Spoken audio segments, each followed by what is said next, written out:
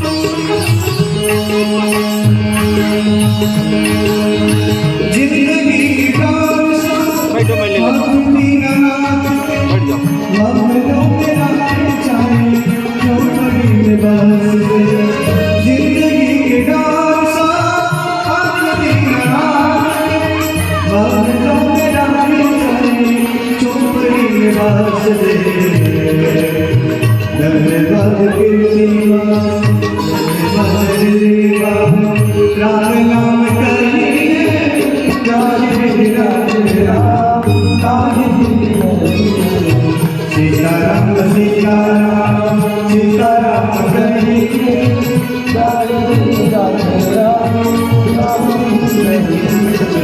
सीताराम सीताराम सीताराम कहिए जाति बिगड़ा तेरा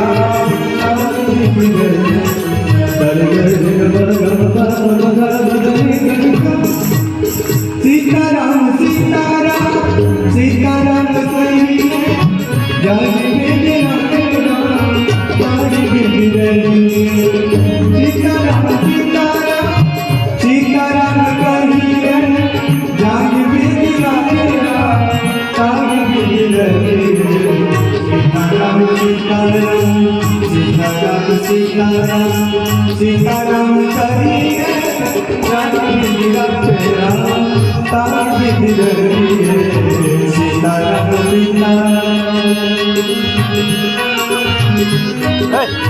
गाना बताओ वीडियो चालू है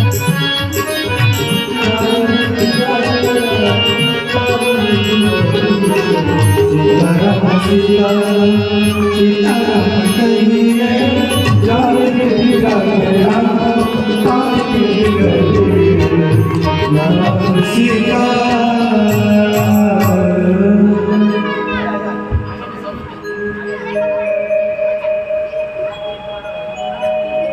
श्रीमद् भागवत महापुराण की श्री बालकृष्ण लाल की श्री वृंदावन बिहारी लाल की श्री भागवत महापुराण की श्री रामचंद्र भगवान की श्री पवन सुत हनुमान जी महाराज की गंगा मैया की यमुना मैया की हर हर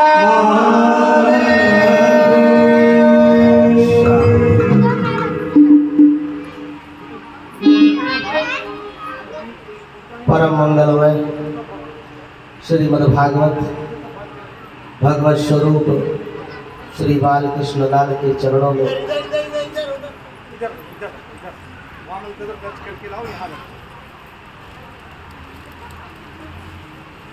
आज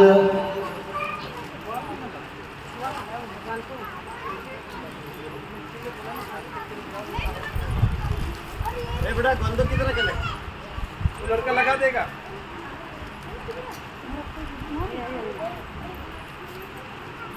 लगाओ गंद कितने नहीं लगा आ जाओ चलिए प्रेम से बोलिए जय जय श्री राधे जय जय श्री राधे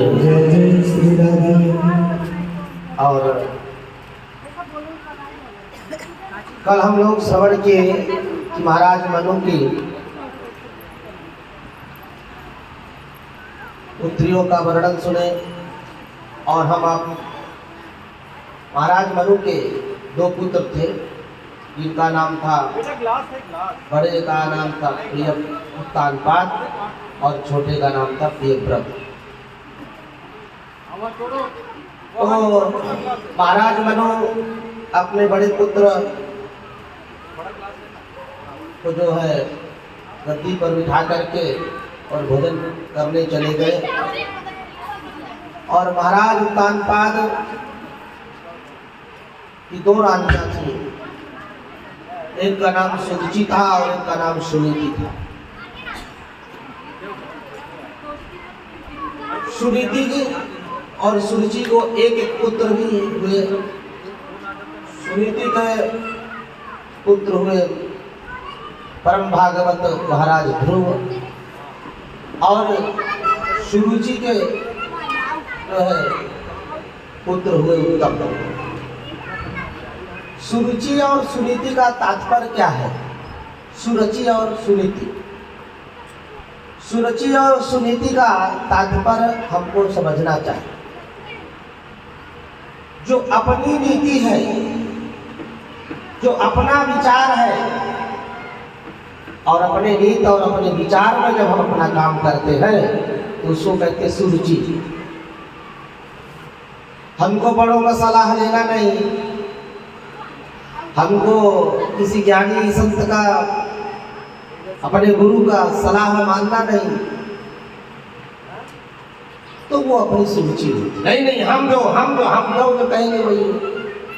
हम कहते ना हमारी बात नहीं मानोगे घाटा पड़ेगा, घाटा लग गया ना, अपना विचार, अपनी नीति, अपना मत, सुरुचि।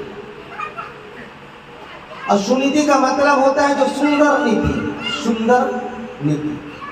भगवान जैसे कि सुंदर है, सुग्रीव भी थे, वो तो भी भगवान के भक्त हुए। सुग्रीव, सु पहले लगा ग्रीव बाद में, तो क्या हो गया? सुंदर जिसका वाणी है, ग्रीव माने गला, और गला से जो भगवान का ही भजन निकाले, भगवान का ही नाम निकाले, उसका नाम सुग्रीव। तो सुग्रीव भी भगवान। तो उसी प्रकार से सुनीति, सुनीति का मतलब अच्छी नीति, अपने लिए नहीं, दूसरे के लिए, और दूसरे से लेकर के ग्रहण करके भी उसको नीति देना, नीति स्वीकार करना, नीति बनाना, उसमें चलना, उसको सुनीति कहते। तो जहां पर इसी प्रकार से राजा उत्तानपाद यानी उल्टे हुए व्यक्ति के ही तो ऐसे ही होते, पत्नियां होती। तो आदमी तो सीधा पहले है नहीं, उत्तानपाद का मतलब उल्टा आदमी है। तो उत्तानपाद इसलिए जब पैदा हुए थे तो वो पैर से पैदा हुए थे, इसके लिए उनका नाम उत्तानपाद। अब उल्टे अब इस तरह से उनको आदमी कह दिया, उल्टा आदमी।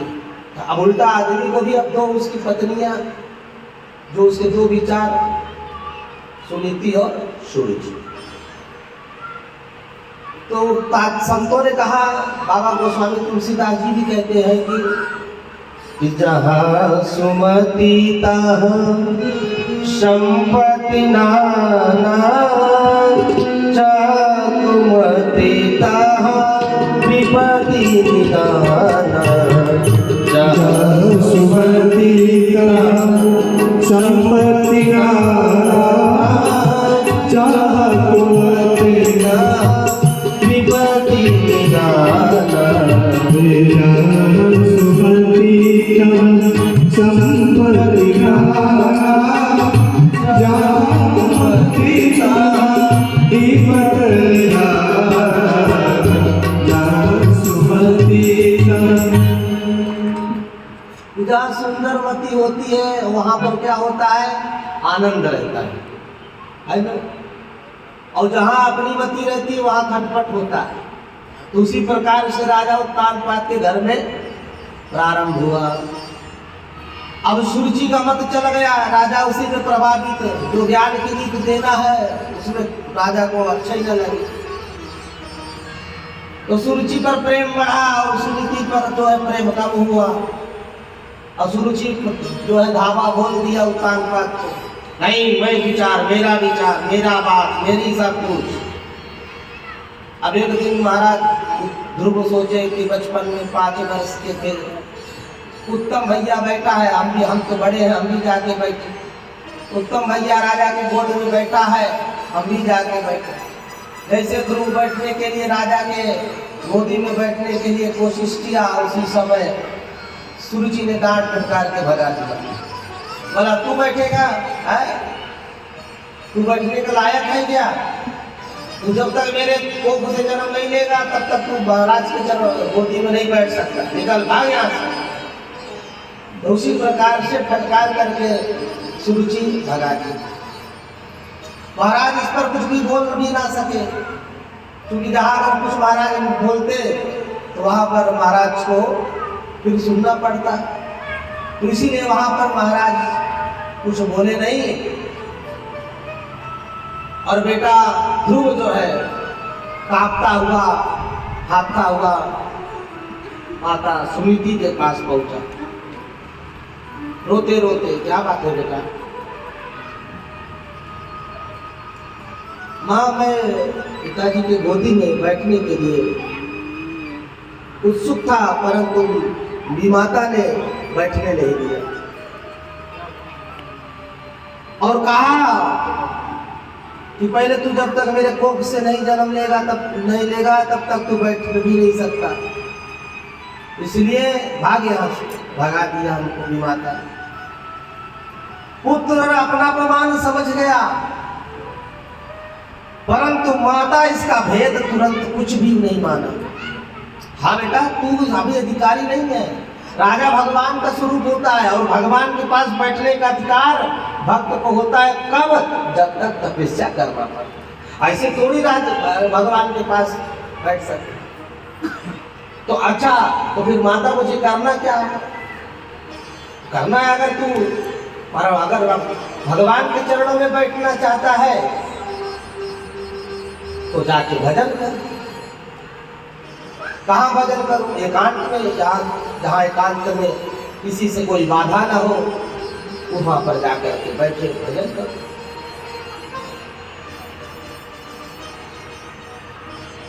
महाराज ध्रुव निकल दिए, वन की ओर प्रस्थान कर दिए और जैसे ही घनघोर जंगल में महाराज ध्रुव पहुंचे,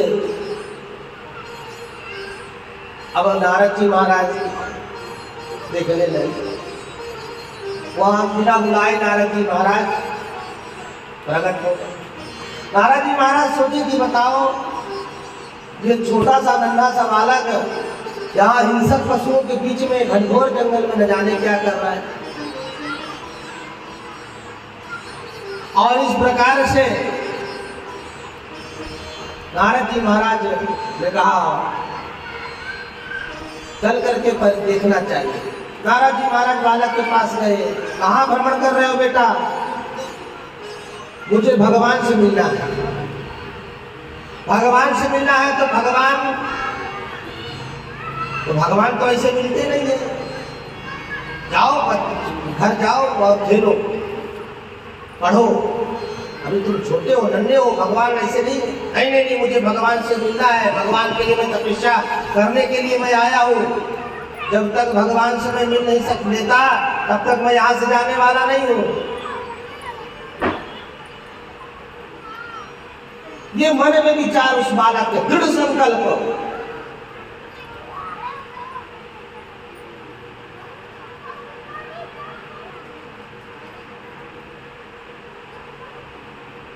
जब तक हमारे मन में दृढ़ संकल्प नहीं होता तब तक किसी चीज की प्राप्ति नहीं होती। किसी विषय को हम प्राप्त सिद्ध नहीं कर सकते। कबने सिद्ध के बिन विश्वासा, बिन हरि भजन न भव है नासा। और दृढ़ विश्वास अचल निज धर्मा तीर्थ राज प्रयाग सुकर्मा। हमारे पास जब तक अटल दृढ़ संकल्प नहीं होगा तब तक हम भगवान को प्राप्त नहीं कर सकते। नारद जी बोले परंतु जो है ध्रुव ने कहा महाराज मैं यहाँ से जा नहीं सकता। आप अगर जो कुछ जानते हो कि भगवान कैसे मिलते हैं तो उसके बारे में आप बता दीजिए, अन्यथा हमें आप शिक्षा मत दीजिए, आप अपना कार्य करिए, लेकिन हम भगवान को प्राप्त करेंगे, हम भगवान का भजन करेंगे। ये बालक का जब प्रभाव देखा तो नारद जी महाराज बोले वाह अहो तेज क्षत्रियारा, ऐसे वीर क्षत्रिय पुत्र का ही कोई बेटा है। और नारद जी प्रसन्न हो गए, क्योंकि मन में भी अगर जब दृढ़ संकल्प आता है तो उस समय भगवान नारद संत अपने आप पहुंच जाते। और भगवान देखिए कोई ध्रुव बुलाए नहीं, नारद जी को कोई संदेश दिया नहीं, फिर भी वहां पर गुरु आ गए। तो भगवान से जब मिलन होने की जब उत्कंठ इच्छा होती है तो भगवान गुरु पहले बनाते हैं। क्या बनाते हैं? मार्गदर्शन पहले दे। एक भक्त शिष्य था गुरु का, गुरु 5 घंटा पूजा करते हैं और शिष्य सेवा में लगा रहता है। और जब शिष्य सेवा में लगा रहता है तो शिष्य सोचता है कि गुरु जी आखिर करते क्या है। तो मन में जिस दिन उसके शंका अपने संशय बस पूछ लिया, गुरु जी इतना बड़ा आप देर तक पूजा करते हैं, आप तो इसका कारण क्या है? तो गुरु ने कहा कि देखिए देखो बेटा, मैं भगवान की प्राप्ति के लिए और भगवान की तपस्या करता हूं। तो शिष्य ने कहा महाराज हमें भी बताइए, भगवान कैसे मिलते हैं हमको भी बताइए, हमें जानना है।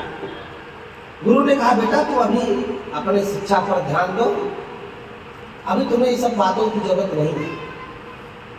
परंतु शिष्य ना माना, बोला नहीं गुरु जी हमें जानना है, हमें जानना है। तो दूसरे दिन गुरु जी जब नदी किनारे गए नहा स्नान करने के लिए तो वहीं पर जो है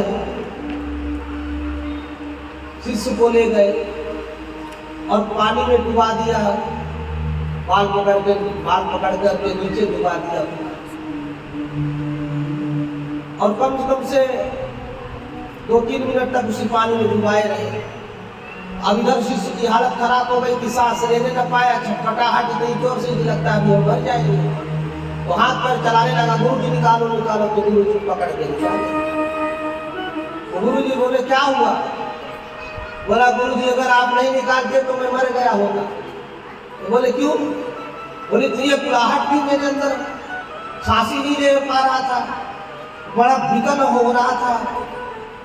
तो गुरु ने कहा कि देखो उसी प्रकार से जैसे तुम विकल हो रहे थे ना, बुला रहे थे, उसी प्रकार से जब भगवान से दबा बुलाओगे तुम, बुलाने के लिए तुम चेष्टा करोगे, मिलने के लिए भगवान को जानने के लिए प्रयत्न करोगे तो भगवान मिले। तो उसी प्रकार से महाराज ध्रुव आज नारद जी कहते हैं कि बेटा कठोर तपस्या करनी पड़ती है तब जाकर के भगवान की प्राप्ति होती है। ध्रुव महाराज ने कहा महाराज कितना भी कठोर तपस्या करना पड़े हम सब करेंगे, आप विधि बताइए।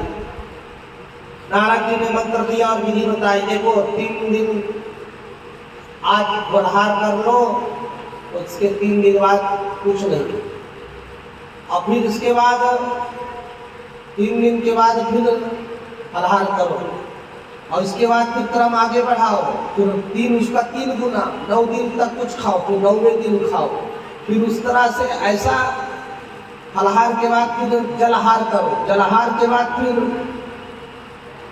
सूखे पत्ते चबा के भजन करो, और इसके बाद फिर जो है वायु का आहार करके प्राणायाम लगाओ, तभी परमात्मा प्राप्त होगी। अब नारद जी जब इस प्रकार से जब नारद जी महाराज शिक्षा दिए ध्रुव महाराज को, और इस तरह से ध्रुव महाराज लग गए। और ध्रुव महाराज तपस्या में तत्पर हो गए।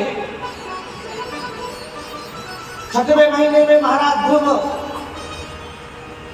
कठोर तपस्या करते हुए प्राणायाम चढ़ाया तो सारे ब्रह्मांड के प्राण अवरुद्ध हो गए।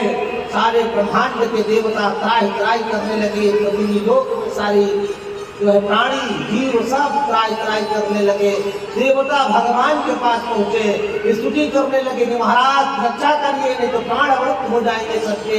उसी समय भगवान श्रीमन नारायण तुरंत एक क्षण में सब समझ गए और जा करके जो उनके हृदय में ध्रुव महाराज के हृदय में जो भगवान की छवि विराजमान हो गई थी, वही छवि भगवान की, वही उसी रूप में भगवान ध्रुव महाराज के सम्मुख प्रकट हो गए। बोले भक्त और भगवान उसी समय भक्त के सम्मुख भगवान खड़े हैं, परंतु और भक्त के हृदय में जो प्रकाश था उससे करोड़ों गुना प्रकाश सम्मुख है। तो जो हृदय का प्रकाश है वो फीका पड़ गया। अब नींद आज आँख खुल गई तो सामने देखे कि भगवान साक्षात खड़े हैं। तो आप टकटकी लगा के ध्रुव महाराज देख रहे हैं, आता जाता तो कुछ है नहीं, शिक्षा तो कुछ है नहीं, क्या करें क्या बोले। भगवान समझ गए और उन्होंने अपना भगवान श्री प्रभु ने अपना जो है शंख महाराज के कपोल में स्पर्श कर दिया, और शंख जो है स्पर्श करते ही महाराज ध्रुव को वेद वेदांत शास्त्र का सारा ज्ञान प्रस्फुटित हो गया। और उसी समय महाराज ध्रुव स्तुति करने लग गए। योऽन्तः प्रविश्य मम वाच मिमां प्रसोक्ता सञ्जीवयत्यखिल शक्तिधरा सुधाम्ना अंगहस्तचरण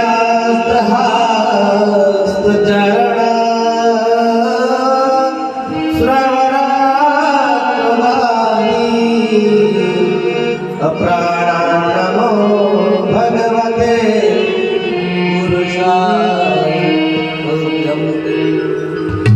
प्राणान्नमो भगवते पुरुषाय तुभ्यं। भगवान जो आप हमारे अंतःकरण में जो करणम मम, मेरे जो बुद्धि में कुछ भी ज्ञान नहीं था, भगवान आपने कृपा कर दिया तो मुझे सारा ज्ञान प्राप्त हो गया। तो है ऐसे दीनबंधु दयालु कृपा निधान भगवान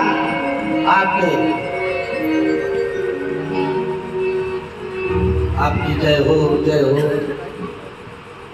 और इस प्रकार से भगवान की जय जयकार करते हुए श्री ध्रुव महाराज और ने कहा कि महाराज, भगवान श्री हरि प्रभु ने कहा कि बेटा वरदान मांगो, तुम्हें क्या चाहिए, इसलिए तुम मेरी आराधना किया। भगवान बोले कि मुझे कुछ नहीं चाहिए, मैं तो सिर्फ आपको बस पा लिया, आपका दर्शन कर लिया, बस इतना ही बहुत है, अब मुझे क्या चाहिए।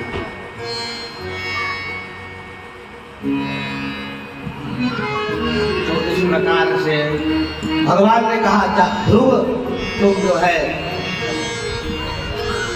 जाओ, एक मनवंतर पर्यंत तुम राज्य करो, पिता के आसन पर विराजमान होकर के पिता के राज्य को संभालो। एक मनवंतर पर्यंत जो है, एक मनवंतर पर्यंत तुम जाकर के राज्य कर लो। और भगवान लेकर के चले आए आशीर्वाद करने।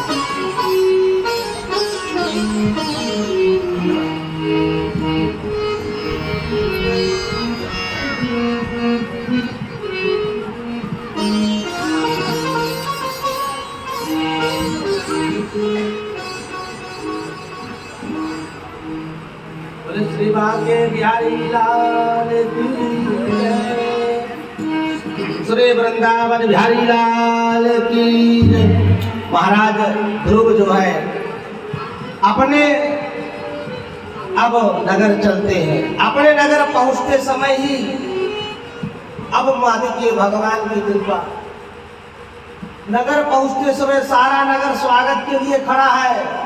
वही माता जो कटु शब्द बोल करके हृदय विदीर्ण कर दिया ध्रुव महाराज का, वो सबसे प्रथम थाली लेकर के आज दरवाजे पे खड़ी है कि मेरा पुत्र आएगा तो सबसे प्रथम मैं आरती करूंगी। तो कभी कभी ये देखिए, कभी कभी ऐसे वाणी से भी किसी के द्वारा बात बन जाती है, कृपा हो जाती है। और जैसे देखिए कैकेयी माता से तो भगवान पहले ही वरदान मांग लिया था, देखो आप कृपा करोगी तो ही माता सब कार्य हो सकता है, अन्यथा हम नहीं कर पाएंगे। और आपके अंदर धीरज है, धैर्य है, साहस है और किसी में नहीं है।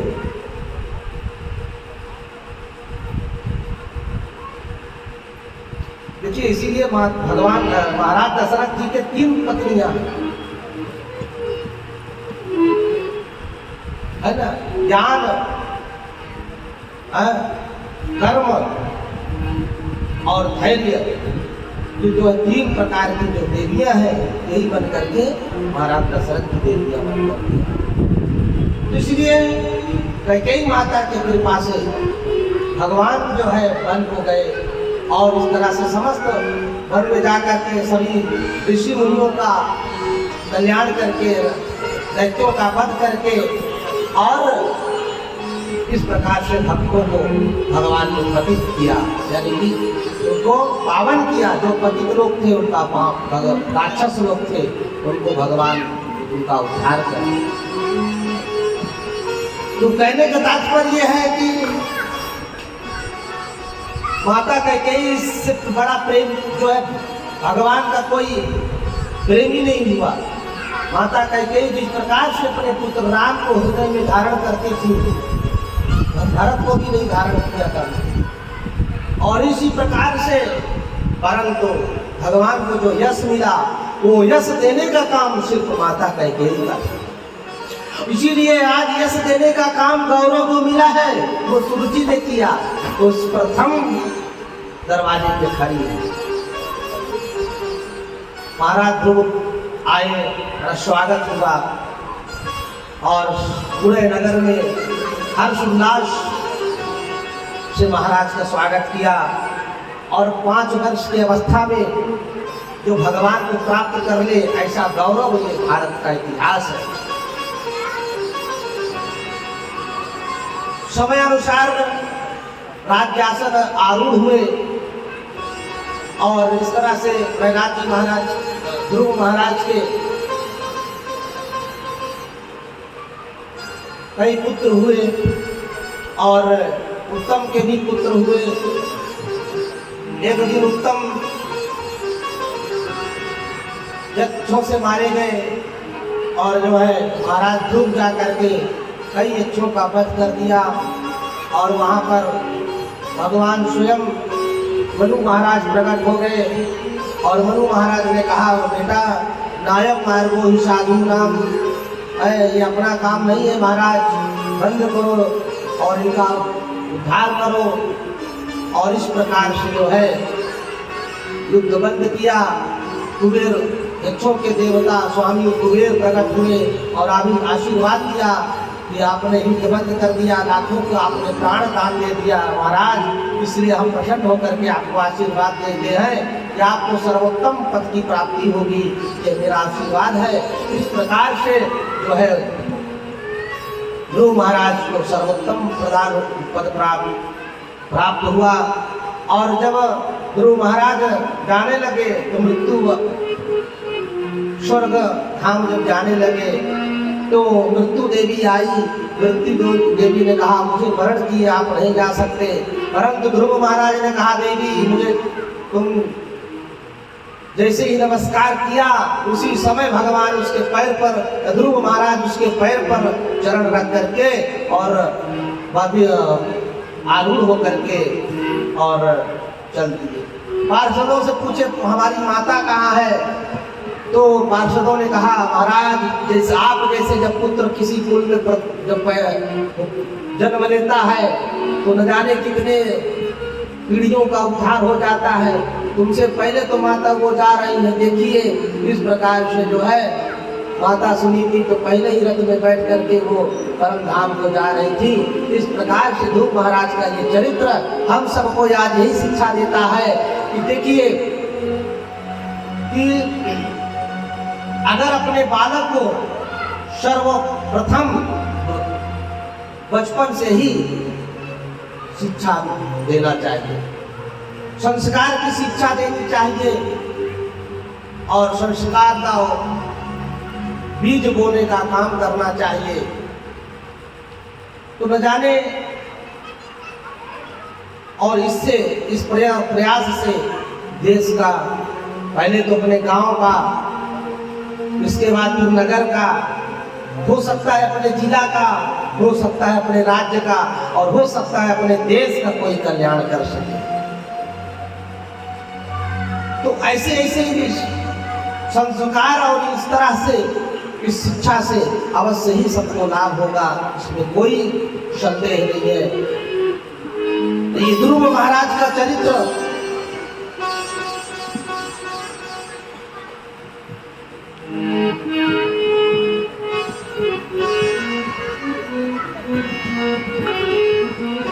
सब लोग प्रेम से आइए 2 मिनट भगवान नाम का संकीर्तन करिए।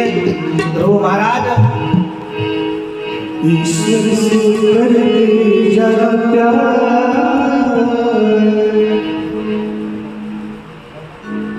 ईश्वर से करते जरा प्यार होना मुसाफिर, ईश्वर से करते जरा प्यार होना मुसाफिर, ईश्वर से करते जाना प्यार होना मुसाफिर, ईश्वर से करते जाना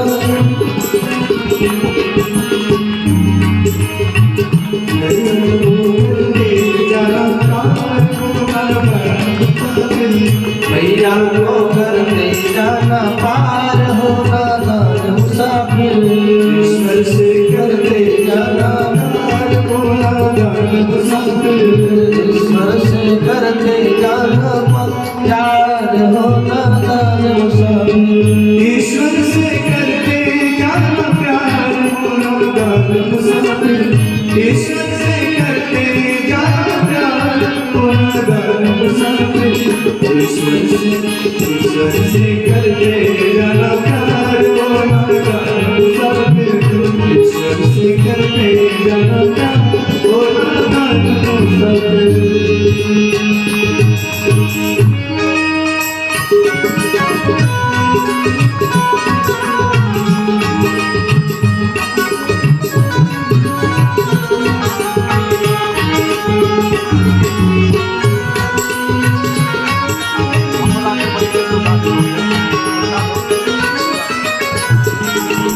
प्रीतम न तोड़ देना, हिम्मत न छोड़ देना, प्रीतम न तोड़ देना, हिम्मत न छोड़ देना, प्रीतम न तोड़ देना, हिम्मत न छोड़ देना, प्रीति न तोड़ देना, हिम्मत न छोड़ देना, प्रीति न तोड़ देना, हिम्मत न छोड़ देना, वरना तो डूबेगा राजदार होना मुसाफिर, वरना तो डूबेगा राजदार होना मुसाफिर, ईश्वर से करते जाना प्यार होना मुसाफिर, भैया को करते जाना पार होना मुसाफिर, भैया को करते जाना प्यार होना, भैया को करते जाना पार होना मुसाफिर, भैया को करते जाना पार होना मुसाफिर।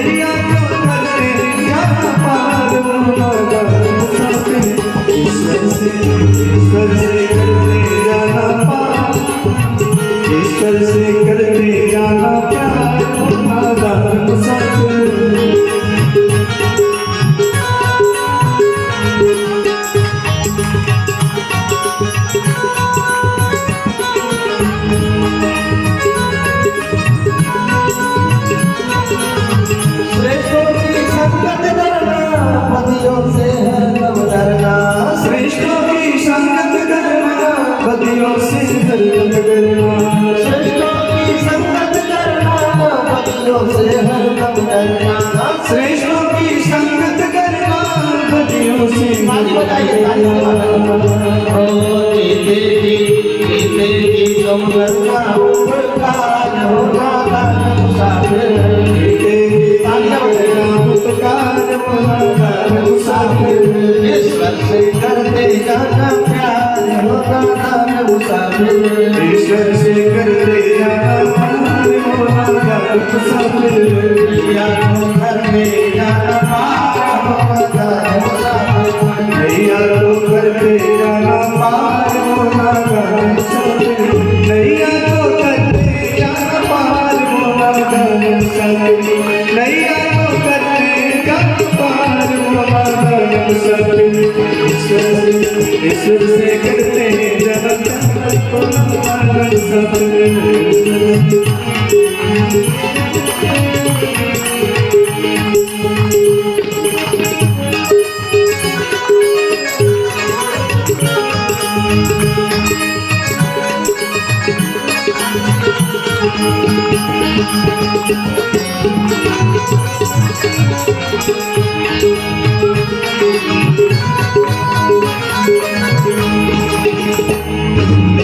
जब तक है जोश जवानी गली हर बात बनानी।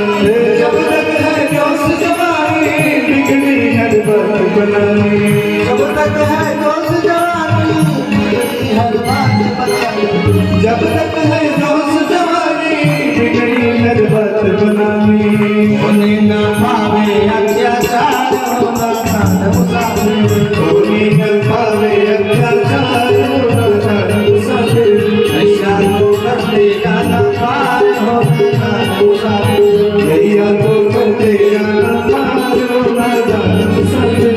ईश्वर से घर में जाना प्यार होना खान मुसाफिर। ईश्वर से करते जाना प्यार होना खान मुसाफिर।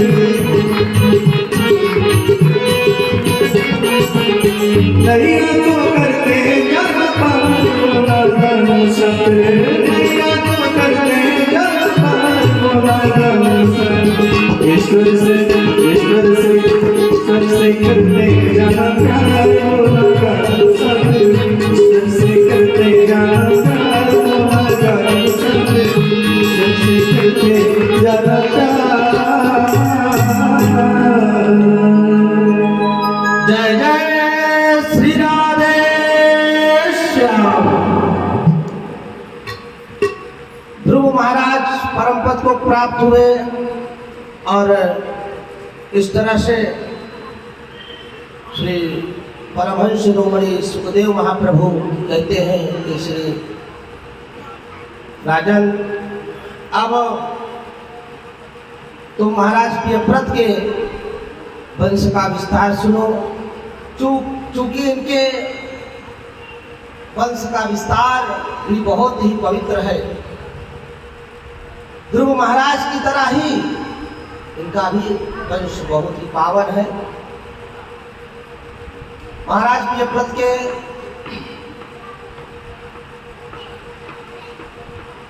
10 पुत्र हुए और 10 पुत्रों में सबसे बड़े महाराज अग्निद्र थे। अग्निद्र यदुवजीवा, यज्ञबाहु, महावीर, हिरण्यरेता, धृतपृष्ठ, शवन, नेता, तिथि, इतिहोत्र, कवि और इस तरह से इनके 10 पुत्र। और सबसे छोटे कवि जो थे वो कवि ही हो गए, यानी परमहंस हो गए। और बाकी 9 पुत्रों को महाराज प्रियव्रत ने नवखंड में राजा नियुक्त करके और जो है तपस्या करने के लिए चले गए। महाराज परीक्षित ने कहा कि हे प्रभु, आप इनके बारे में थोड़ी समय चर्चा विस्तार से सुनाइए, क्योंकि हम सुने थे कि एक बार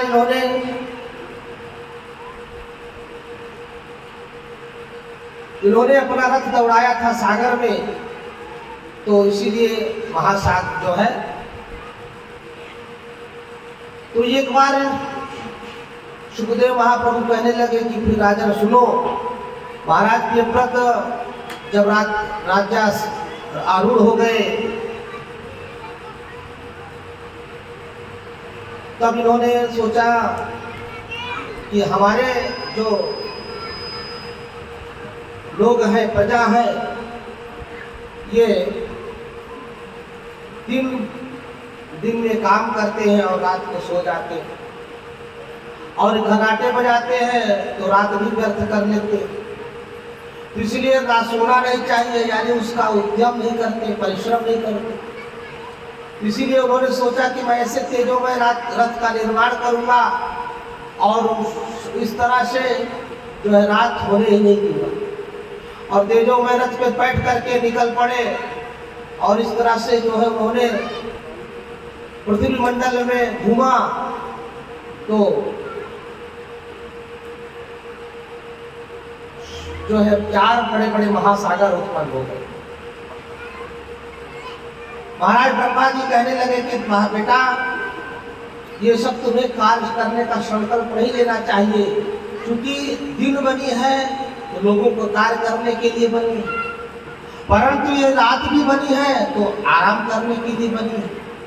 क्योंकि अगर मनुष्य आराम नहीं करेगा, थोड़ा नींद नहीं लेगा तो बीमार हो जाएगा। इसलिए रात जो है दिन को कर्म करने के लिए, दिन में काम करे, नौकरी करे, व्यवसाय करे, और रात में शयन करने के लिए, विश्राम करने के लिए बना है। इस प्रकार से बड़े अनेकों यज्ञ किया प्रियव्रत महाराज जी ने, और अंत में अपने पुत्रों को राजपाट दे करके और जो है संन्यास धारण करके वन में चले गए। इस प्रकार से सबसे बड़े आदित्य महाराज जी के पुत्र हुए नाभि, और नाभि इनके घरे नाभि हुए, और नाभि महाराज के घर में भगवान के अंशावतार महाराज ऋषभ देव जी का अवतार हुआ। ऋषभ देव जी के भी बड़े 100 पुत्र थे, जो एक प्रतापी थे। अंतर्गतवा ऋषभ जी महाराज के यहाँ इतनी धन संपदा, अपार वैभव, देवताओं को ईर्ष्या होने लगी। इस प्रकार से महाराज ऋषभ देव के चरित्र का, उनके यश का वर्णन क्या कहना। अपने पुत्रों को राजपाट देकर के महाराज ऋषभदेव जो है परमहंस होते, पागलों की तरह, और अपना नग्नावस्था में किधर भी अपना भ्रमण करते, कहीं भी घूमते, यानी कि अपने मन से सारा जो वासना है, विकार है, उसको छोड़ करके, और महाराज ऋषभदेव भजन में लगे। क्योंकि उनके मन में ऐसा भाव आया कि अगर जो है किसी भी चीज की कामना करेंगे, किसी चीज की कामना अगर हम लेकर के करेंगे तो उस कामना में हमारा मन और आस्था रहेगा, और लोगों से दूरियां बना ली। लोगों की नजर में कैसा रहेंगे वैसा उसमें हम फंसते जाएंगे। इसीलिए लोग ऐसा काम करें कि लोग हमें जो है जाने की पागल हो गया।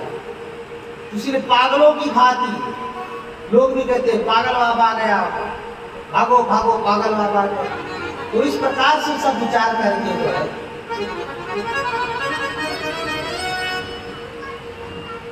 इतनी उच्च कोट की इनकी जो है दृष्टि थी।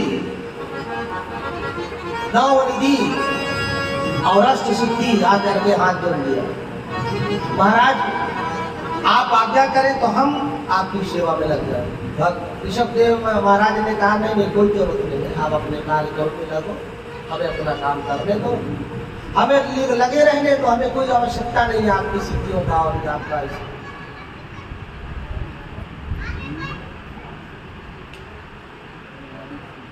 महाराज ऋषभदेव इस प्रकार से अपनी वृत्ति लगा करके ब्रह्म वृत्ति को अपने चित्त में अनुरक्त करके और परम पद को प्राप्त हो गए।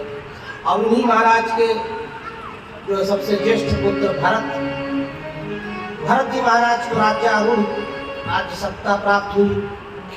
3 भरत हुए भारत भूमि में और इन्हीं तीनों के नाम पे अपने भारत का नाम भारतवर्ष पड़ा। और आज हम भारत कहते हैं। पहले अजनाब खंड था, कितना 9 खंड। जो यमव्रत महाराज के 9 पुत्र हुए 9 खंड में, तो अपने सब जो अजनाब खंड हुआ उसमें महाराजा अगनिद्र थे, अगनिद्र। और महाराजा अगनिद्र के इस 9 खंड में फिर इस प्रकार से ये 10वीं 4थी पीढ़ी में महाराज भरत जी आए। महाराज भरत जी बड़े ही प्रतापी थे। इनके प्रताप से कोई भी कमी नहीं थी, सब प्रजा में कोई कमी नहीं, किसी भी प्रकार से धन वैभव अन्न आदि में कोई कमी नहीं। इतने प्रतापी थे और उतने भी संयमी थे, उतने भी योगी थे, क्योंकि इनके कर्मयोग की संज्ञा प्राप्त। महाराज उनको इतना आगे चल करके भगवान की कृपा से इनको ज्ञान की शक्ति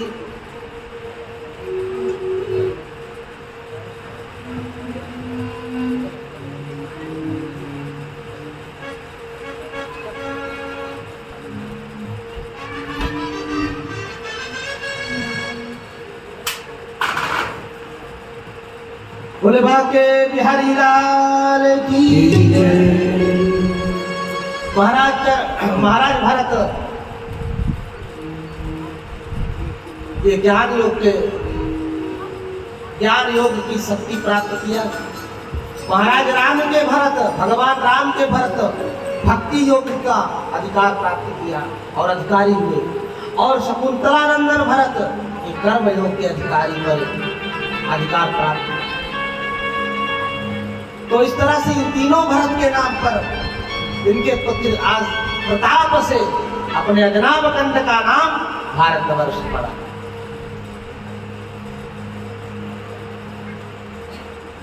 महाराज भरत अब अपने पुत्र को दे करके वन में चले गए। वन में जाकर के भजन करने लगे। एक दिन महाराज भरत सूर्य अर्घ दे रहे थे। उसी समय एक हिरण्य जो है गर्भावस्था में थी और सिंह ने दहाड़ा और उसी सिंह की दहाड़ सुन करके वो मृग प्रसव की पीड़ा से जो है शिशु को जन्म दे दिया और उसी नदी में डूब करके मर गई। और शिशु बहता हुआ महाराज के मुनि में आ गया। जल की जगह पर मृग का छौना यानी मृग का बच्चा आ गया हाथ में। देख करके महाराज को दया आई। बालक है, बच्चा है, डूब जाएगा, मर जाएगा, मुझे पाप लग जाएगा। ले आए आश्रम में। अब उसको हरी हरी दूध की पत्तियां तोड़ तोड़ के जो है खिलाने लगे, सेवा में लग गए। अब उसी में जो है यहाँ पर 5 घंटा भजन करते थे, अब एक जो है 2 ही घंटा हो गया। धीरे धीरे और जो है मन उन्होंने उसी में लगाया तो 2 घंटा की जगह पर 1 घंटा हो गया। अब 1 घंटा की जगह पर आधा घंटा हो गया। महाराज उसी में अनुरक्त हो गए। अब जब वहां पर अनुरक्त हो गए तो इस प्रकार से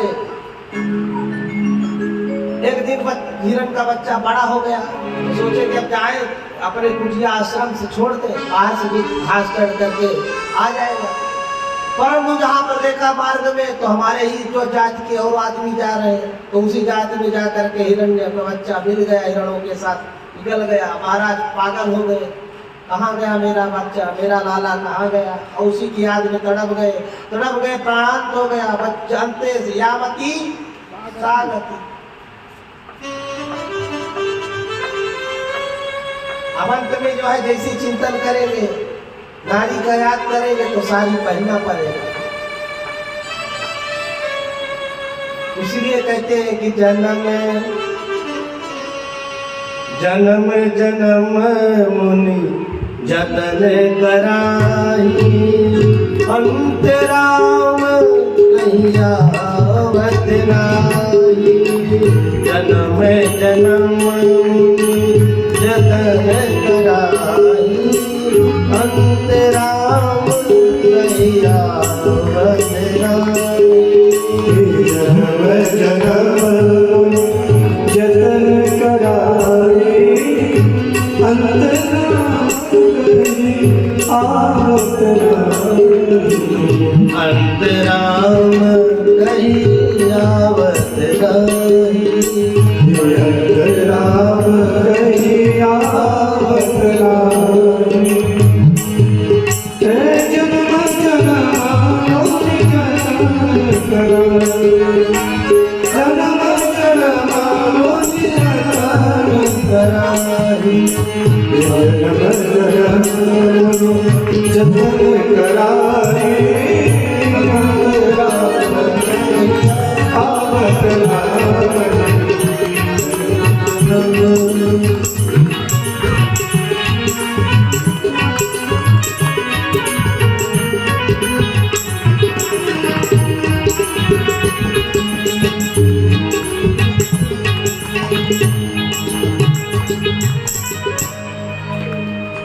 तो बड़े भी लोग, बड़े बड़े ऋषि महात्मा संत सन्यासी लगे रहते हैं। अंत समय भगवान का मरते समय तो कम से भगवान का नाम आ जाए, ऐसी धारणा में लगे रहने के बाद भी कभी कभी भगवान का स्मरण नहीं होता।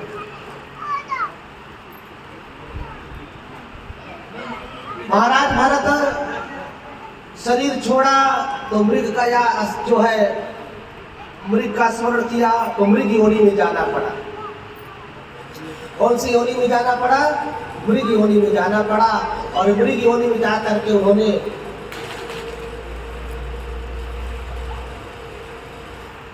अपने जो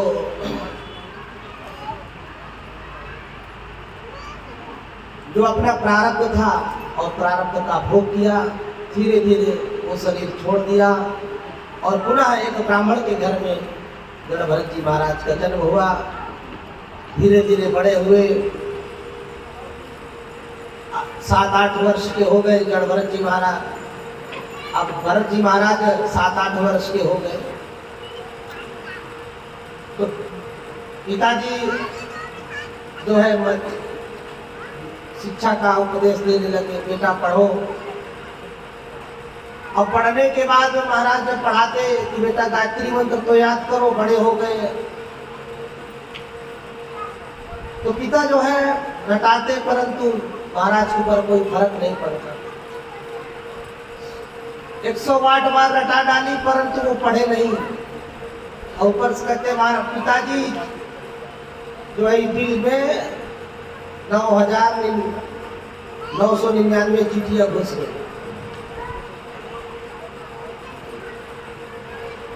मूर्ख चिट्ठियां गिन रहा है तू। मैं तुझे पढ़ा रहा हूं, मंत्र सिखा रहा हूं, तू पढ़ नहीं रहा, तू चिट्ठियां गिन रहा है। वहां मूर्ख है। और ऐसा कह करके महाराज ने नाम रख दिया जड़ भरत। अब धीरे धीरे माता पिता सिधार गए। अब भाइयों ने कहा काम किया करो, तो काम में तो कोई मन लगे ना। अब पढ़े क्या? जब पहले से ही पढ़ के रखे हैं तो क्या पढ़े? वो ज्ञान बना हुआ है इनका, पूरे शास्त्र का, वेद का जो भी ज्ञान है वो पूरा बना हुआ है।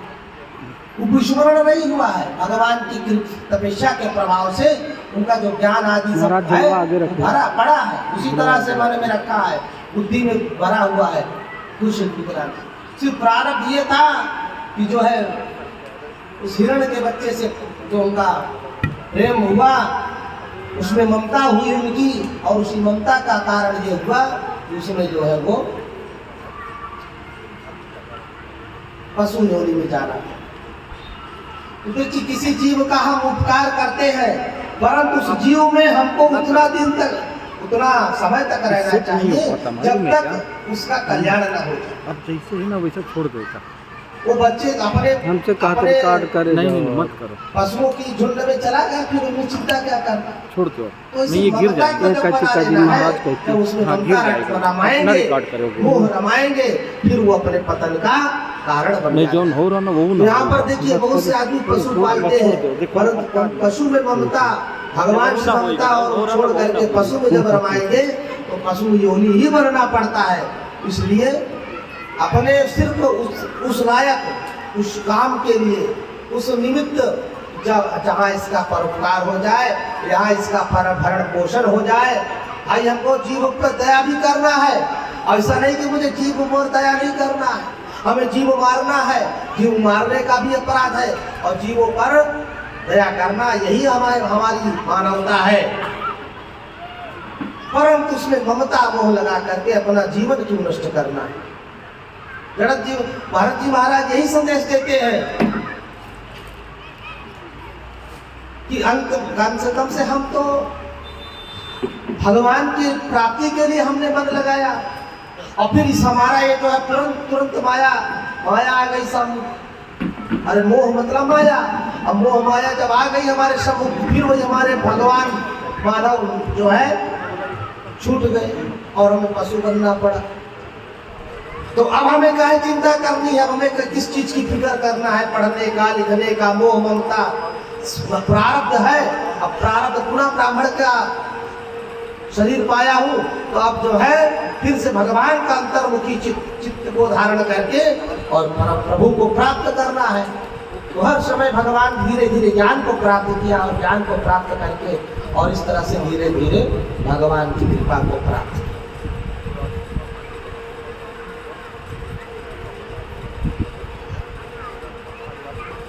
काम करने के लिए कुछ बड़े हो गए, भाई लोग कहते हैं कि भाई चल काम कर, खेत में काम कर, हाथ बटा। अरे कम से कुछ पढ़ा नहीं, वेद शास्त्र तो काम ही करा, काम में भी मन ना लगे, जहाँ बैठ जाए वही बैठे हैं, भगवान के लिए ध्यान में बैठे हैं। बस गाय लेके गई, गाय दूसरे की खेत चल दिया, और उनको कुछ भा नहीं जा रहा कि हम गाय लेकर के आए हैं चराने के लिए। और जब वो जो है पड़ोसी कहने लगा, फटकारने लगा, तुमने हमारी पूरी खेती चरा ली। भाइयों ने डांटा, कहा ये पूरा मूर्ख है, इसका जो है वहीं पर जो है खेत खलिहान में इसका जो है डेरा डलवा दो, वही अपना रहे खाए। और इस तरह से गणवरत जी महाराज खेत पर ही वो अपना निवास करने लगे। एक दिन चोरों का सरदार अपना मन्नत मांग के रखा था कि हमारे घर पुत्र होगा, हम नर बलि देंगे। बताइए, नर बलि देने के लिए संकल्प लिया, कुछ नहीं दिखा, चोरों को सरदार को पुत्र प्राप्ति हुई। सरदार ने हुक्म किया, जाओ नर को, कोई नर को लेकर के आओ जो बलिष्ठ नर हो, ऐसा भी नहीं कि कोई लंगड़ा लूंगा लेकर के आओ, बढ़िया अच्छा था। अब यही महाराज जड़ भरत थे, खासा हट्टा कट्टा, कोई चिंता न फिक्र, न काम करने का कोई चिंता, टेंशन कुछ भी नहीं, बस भगवान को जो मिल गया पा लिए और भगवान के भजन में लग गए।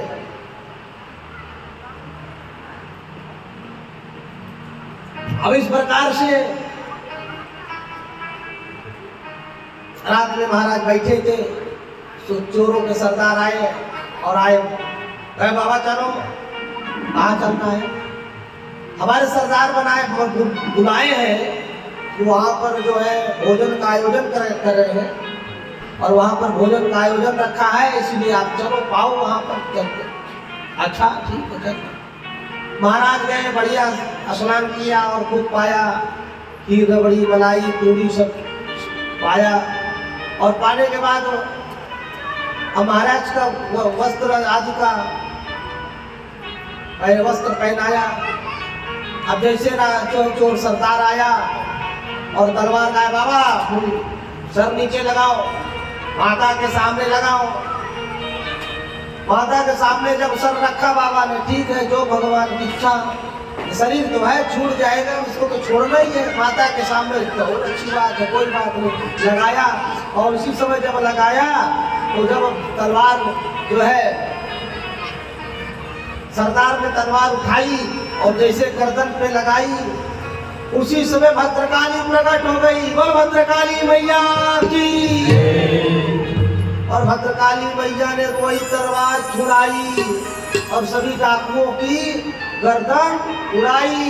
और जब सब गर्दन उड़ाई तो सब डाकू जो है वहीं पर हो गए धराशायी।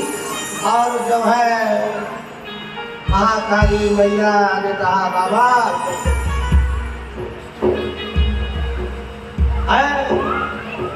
अरे जो है देवी के सम्मुख जो है ये ब्राह्मण का वध करने आया है, मूर्ख समझता नहीं। और इस तरह से मैया ने अभयदान दिया। मैया नरबली मांगती है, तुम मांगो हम कुछ देंगे, परंतु मैंने कहा कि तुम मुझे नरबली दो। तो हम अभी नरबली जो मां देने वाला उसी का बलि ले लेते हैं। बोलो राधे राधे महाराज।